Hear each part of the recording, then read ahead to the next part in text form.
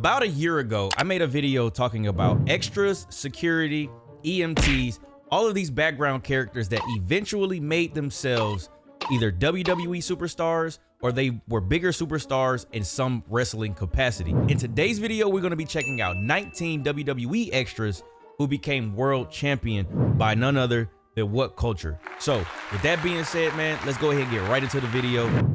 Folks, and the same goes for many of the wrestling champions of the world too. So with that in mind, let's have a look back on the often silly and pretty much always hilarious day. Oh man, I still can't believe that's Tommaso Ciampa, bro. What? These eventual superstars spent dancing around like goofballs and playing security guard. Y'all know who that is. Organization in the game. I am Gareth. This is WhatCulture Wrestling, and here are 19 WWE extras who became world champions. Claudio. 19, Claudio Bro, what is Castagnoli, the first of many future world champions to pop up on WWE programming. Why does he look like that? Claudio. Why is your face like that, bro? Acting like a person qualified to protect one of the product's stars, Claudio Castagnoli would... Wait, is that EC3? Wait. Am I tripping? Actually first arrive in the land of sports entertainment back in 2006. At that point, the human horse was still doing his thing over in Ring of Honor, but he understandably jumped at the chance to that dude's strong as hell, man. Flagship Monday Night Raw on August 28th of that year. And it was on that night when the eventual ROH World Champion... I think that's EC3, bro. Alongside I'm so mad than EC3. Is that a with those pigtail? Two future WWE talents pretending to be cops backing up Shane McMahon as he confronted a D-Generation X who had been terrorizing his father.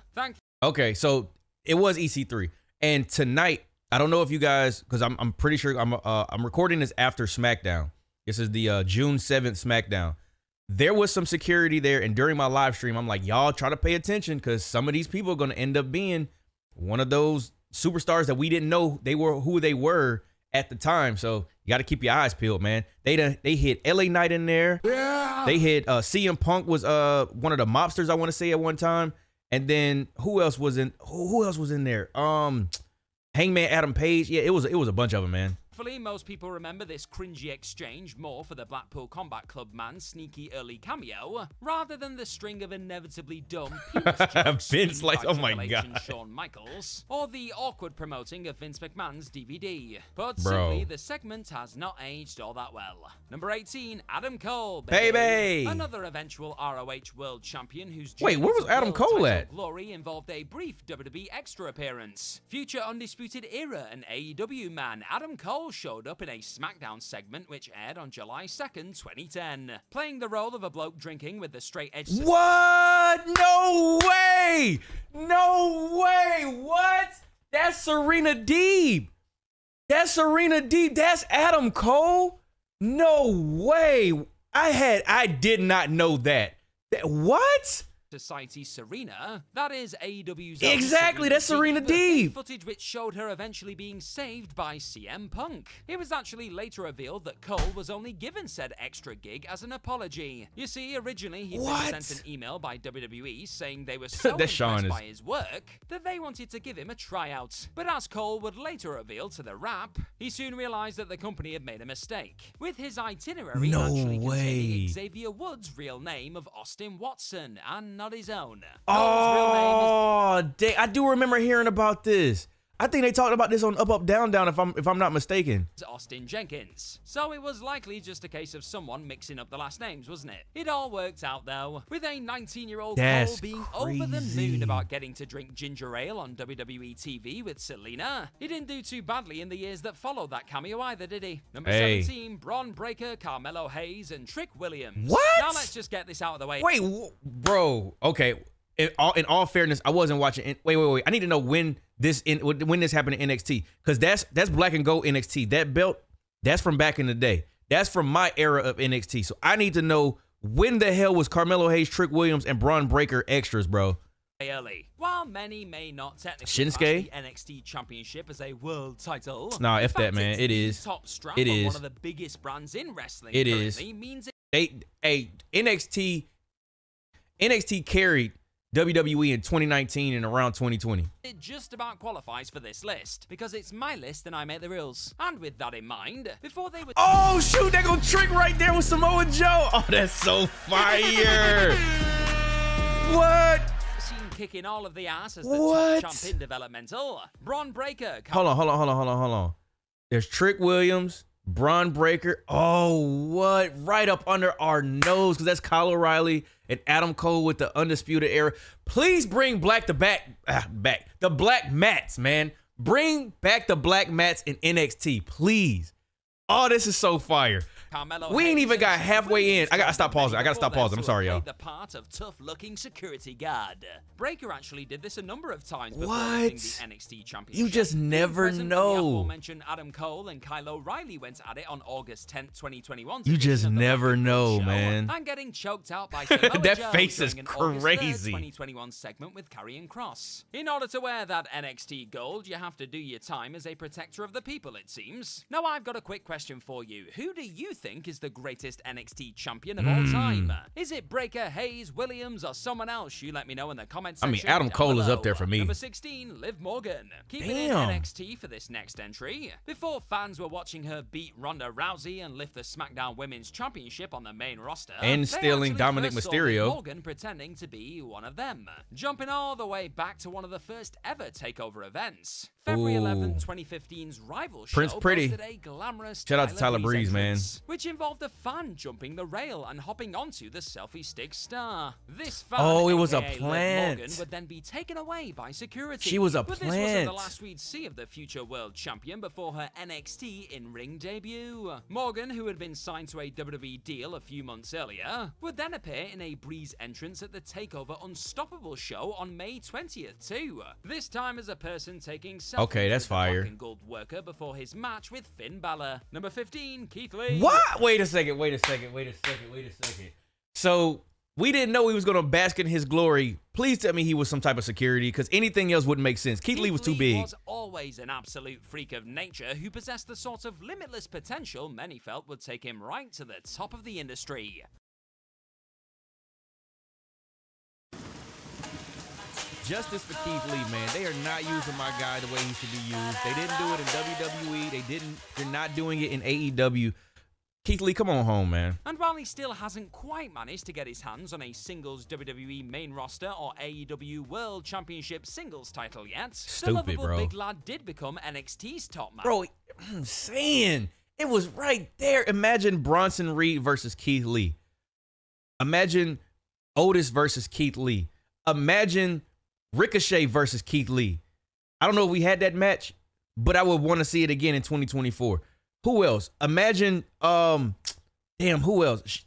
Put Swerve against him in AEW. Man, do something with this man, please. And in 2020, a whole decade before that bro. The Great American Bash, though, the eventual NXT champion was first seen on WWE programming as, you guessed it, a security guard. Makes sense. This time trying to stop Triple H, Shane, and Vince McMahon. Oh, from Legacy. Randy Orton and the rest of his Legacy squad. Along with eating a punch from his eventual boss, Lee would also later recall taking a nasty poke to the eye from Shane McMahon during the brawl. Shane McMahon throwing reckless strikes. I'm as shocked as you are. Shane can't punch for shit, bro. He cannot. Number 14, Lita and Victoria? WWE was a very... Oh, wait, is this when she was with S.A. Rios? No. That technically would be her on the roster. So they're talking about... They were one of the hoes. No way. No way, bro. They were one of Godfather's hoes? Oh my God, bro. To 2000. And this could be seen in the fact that there was a bloke walking around by the name of the Godfather, who would often be followed around by a hoe. Matter of fact, hold on. I even think we got that on the soundboard, fam. Where's it at? It's time, once again, for everybody to come aboard the... Hell yeah. And among the many attractive women often seen accompanying Charles this Wright man to the had ring Lita as one of the world hoes. champions, with both Lita and... Let me find out that they was planting seeds about the whole situation with her and Edge, and later on in her... I'm thinking too much. Go ahead. Victoria starting out life on WWE programming as, well... hose. Lita was the first to appear, hopping on this train on the July 5th, 1999 edition of Raw is War, with Victoria later joining the gang at WrestleMania 2000. Oh my God, bro. The head hoe and being involved in a Save the Hose. Save the Hose. I remember that. These two eventual legends were I remember that. Some of the strongest workers WWE's women's division had ever seen. Okay, I don't know about y'all. First of all, man, if you watch it right now, please hit the thumbs up on this video because I'm enjoying it. If I didn't make this video, I would hit the thumbs up on it. I am learning so much right now. I don't remember this. I was a child whenever this was happening. So shout out to WhatCulture because they've done their research. I'm gonna clap it up for them. Shout out to WhatCulture, man. I did not know this. This is so enlightening, and this is what I love about going back into the archives, man. You just never know what you didn't know. And that's probably for the best, really. Number 13, Bobby Roode and Mr. Kennedy / Anderson. Mr. Anderson. As that man Bobby Roode himself put it a few years ago on Twitter / X, sometimes the road is long, but at the end it can be glorious. And while it may have taken him a whopping 18 years to finally sign his first WWE contract, Roode's spell under the black and gold banner in particular could certainly be described as that. In the time long before becoming Triple H's NXT Oh yeah, MJF just had that remix of that champion, though, when he came back. Did actually show up on WWE programming in a promo exchange / angle boasting Is that a young Mr. Kennedy? And this, bro, Bobby Roode looked weird without a beard, bro. Boss. Going down all the way back in 2001, Roode took on the familiar part of police officer, beside none other than fellow eventual TNA heavyweight champion, Mr. Kennedy. In a segment on March 29th SmackDown involving The Undertaker This is so and Triple cool, H. man. And the two future world champions inevitably found themselves getting caught in the middle of yet another heavyweight brawl in the end. Doesn't anyone respect the damn badge anymore? Number 12, Charlotte Flair, Sasha Banks, and Alexa Bliss. Okay, I knew about this one. I actually made a short about this, I want to say last year or the year before. Crazy. It ended up getting like 1-point-something million views on Facebook, which blew my mind. Didn't even think that it was going to get that many views, but I do know about this one. Speaking of WrestleMania 30, yeah. You also spent some time standing Fire gear. I got to get that in 2K24. Future WWE Women's Champions Charlotte Flair, Sasha Banks, and Alexa Bliss all did exactly That's a crazy trio, too. Only instead of trying to keep a dead man from beating up the game, they were tasked with making the King of Kings look like even more of a muppet than usual at WrestleMania 30. Going full bow down to the king, a Trips wearing a ridiculous skull mitt crown. Don't do that. Don't do that. He looking like Shao Kahn right now. Champions on the epic stage, with each of the soon-to-be superstars donning their own masks and helping the eventual head of WWE Creative with his big red cloak. It was all kinds of dumb, but must have certainly been come on, man. It's the showcase of the Immortals, bro. You gotta go big. Number 11, Tommaso I remember this one too. Classed as one of the greatest he looked weird without a beard, and still one of the most intense workers on the WWE roster to this day. Homelander. There was once a time when the fierce Tommaso Ciampa was anything but on WWE TV. 13 years before lifting Goldie. Damn, what was his name? Black and gold brand. Ciampa actually found himself stood opposite the. What was his name? It was, oh man. All right, inside of a WWE what was his name? Ring. Not as a wrestler, though. Nope, instead, the up-and-coming worker was thrown into a suit and told to pretend to be one of Muhammad Hassan's lawyers. Yeah. Why? Well, this all went down 1 week on from the infamous terrorist angle involving The Undertaker being targeted by Hassan's masked men, which aired a day after the 7/7. I can't remember what his name was, but if you watch, I'll link the video up here, or probably over here somewhere, or wherever, over here.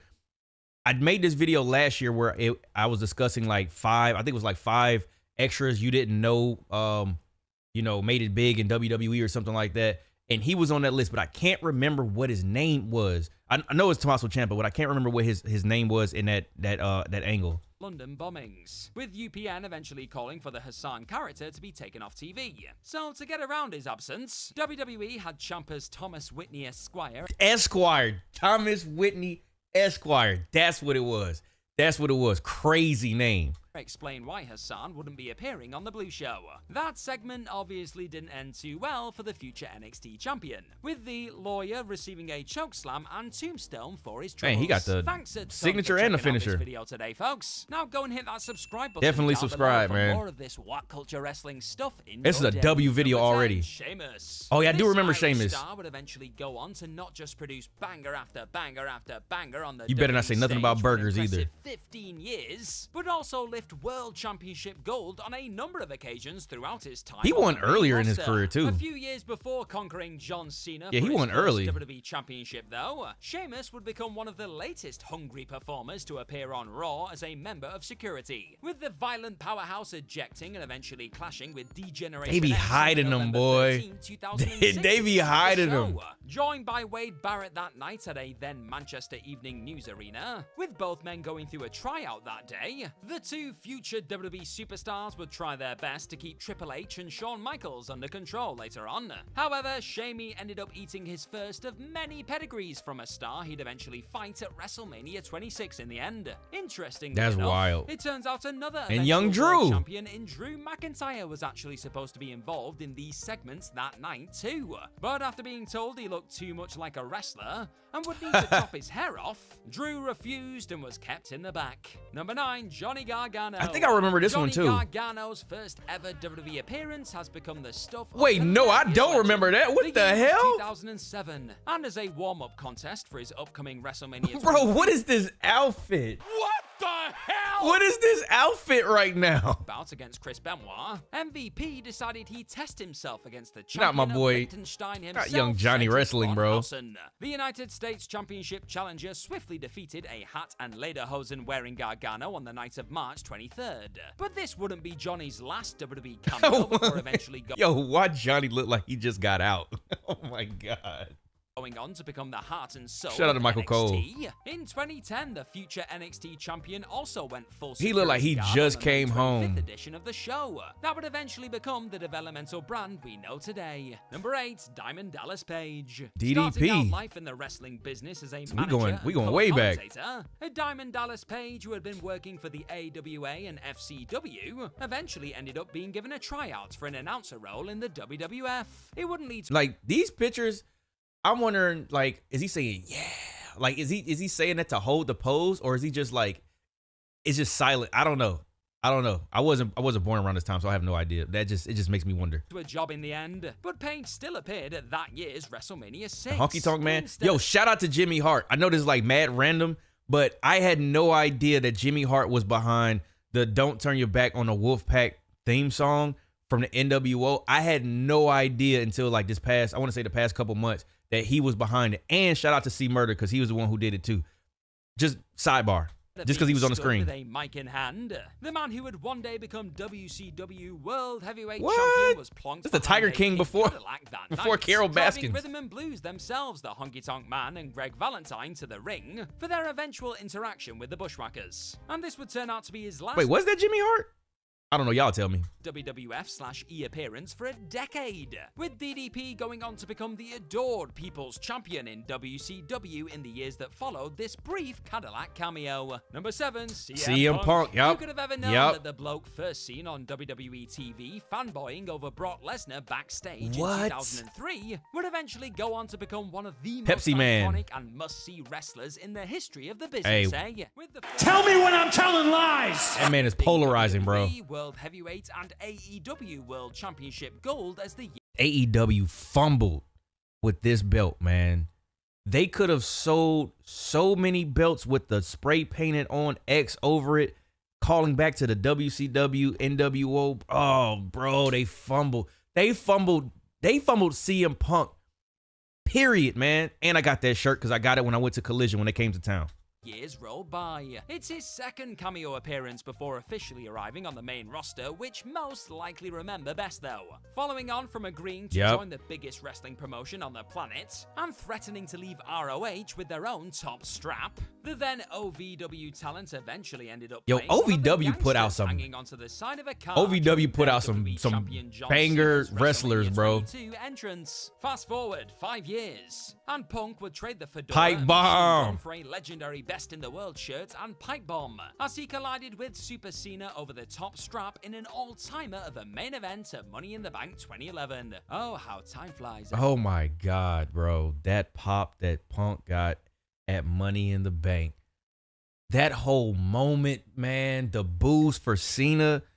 Classic match. Hey, number 6, the Hardy Boys. It's been a whopping 30 years since Matt and Jeff Hardy first showed up on a WWF show. That's one No way! Old, right? The Hardy Boys would obviously end up becoming one of the most adored tag units of all No time way, in the bro. decades, Is that WrestleMania 10? Pieces of tag gold as they launched themselves off of many a ladder. But both of the Fearless brothers have also gotten their hands on singles world titles. No, what on multiple WrestleMania is that? occasions too. Jeff CV boasts WWE World Heavyweight and TNA World Heavyweight Championship reigns, while Matt contains a few Or is that TNA King of the World Ring? Heavyweight title That's King of the victories Ring. too. The latter also lifted ECW title gold, if you want to count that as well. Before either man ever heard the words "and new" after a high-profile world title bout, though, they could be seen jobbing out to WWF stars in the mid-90s. Okay, I think I do remember that. Appearing as humble extras on the company's 1995 edition of the King of the Ring pay-per-view. What? After pretending to be a royal guard, No way! That's Matt and Jeff Hardy? also notably struggled to carry the winner of that tournament, Mabel, to the ring during one of his royal entrances. The first of his many daring risks on WWF/E TV. No Number way. 5, Damian Priest. Okay, I knew about Damian The Priest latest too. performer to join this fascinating list of names. Current World Heavyweight Champion Damian Priest may have only officially joined up with WWE in 2018, but Bro, that hair sports looked good on entertainment Rhea, fans man. actually saw him on screen That 4 fits her years so before well. putting pen to paper on that deal. She gonna Going whoop Dom for the ass when she typical get back. up-and-coming wrestler rite of passage that is playing a tough-looking member of security, and then Punishment Martinez. This the showed one I up in the remember. background at This the Money one in I Bank remember. 2014.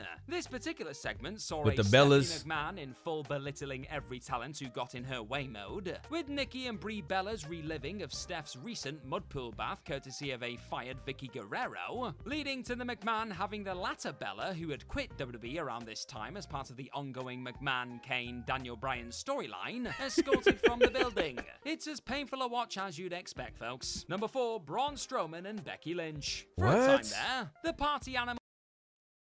Adam Rose. This was something. This whole the Rosebuds was a. You could hide anybody in there. Now, what I am interested in is who was Braun Strowman in this situation. Known as Adam Rose would routinely dance his way into NXT and main roster shows, followed by a long line of fellow Jolly Souls known as his Rosebuds. And as you'd expect, Is that Elias? flamboyantly dressed kindred Is that spirits Elias? contain Hold its on. fair share of future Hold on. famous wrestling faces. Wait, no way. Is that Carmella? Wait. Some of these look familiar, man. Obviously Becky. Obviously Braun over there. And Elias. Is that Carmella? Easily the most eye-catching names to have been a part of that particular conga line, though, were none other than future multiple-time women's champion Becky Lynch and former Universal champion Braun Strowman. No Both the way. man and monster among men hilariously went nuts backstage with Is that one of the vaudevillains?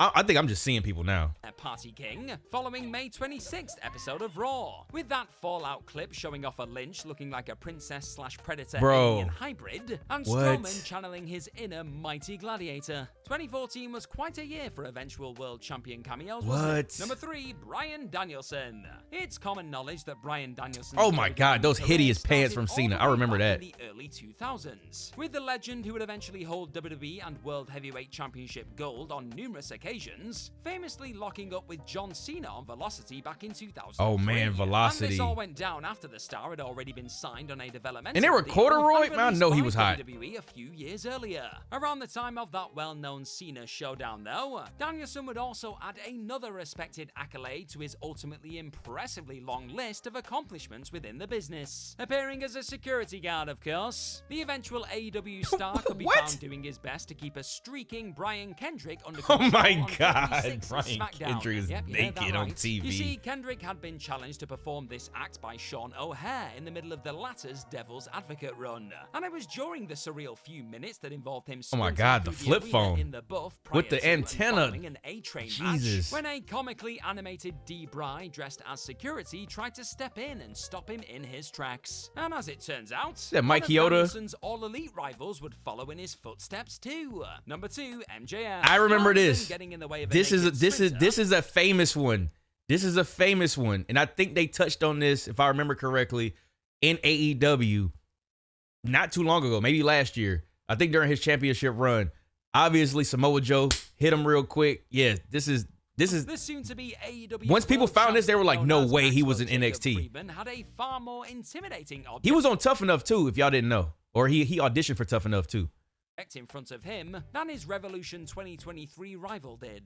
His eventual World's End 2023 opponent and the man who would take away his Triple B, the Triple B, Joe, in a beat that would eventually beautiful Burberry belt into the pair's rivalry last year. The Salt of the Earth was once humiliated by the then NXT champion as he made his way to the ring for a bout against Shinsuke Nakamura. Classic. At NXT Takeover 2. Yep.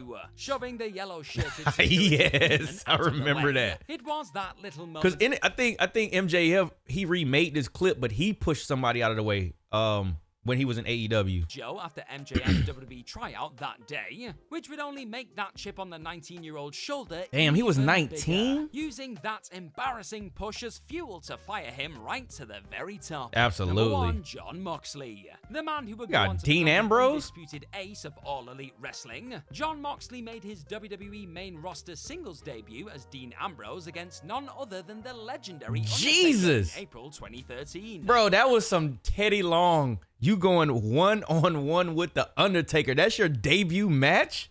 Not a bad first night at the office, right? What? Weirdly enough, this wasn't actually the first time he'd made a main roster debut alongside the Dead Man. Let me explain. Jumping all the way back to 2006, and Mox fresh off of oh my God, yes, that pink-ass hair. I remember that.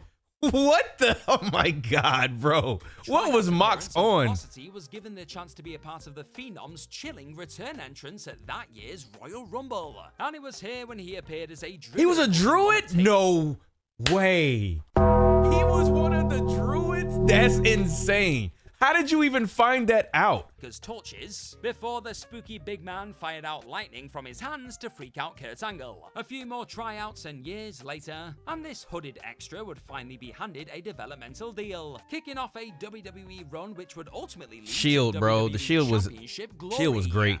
All three of them was champions, bro. The one-time druid following the Shield's breakup, and a WWE exit. I hated this Bane.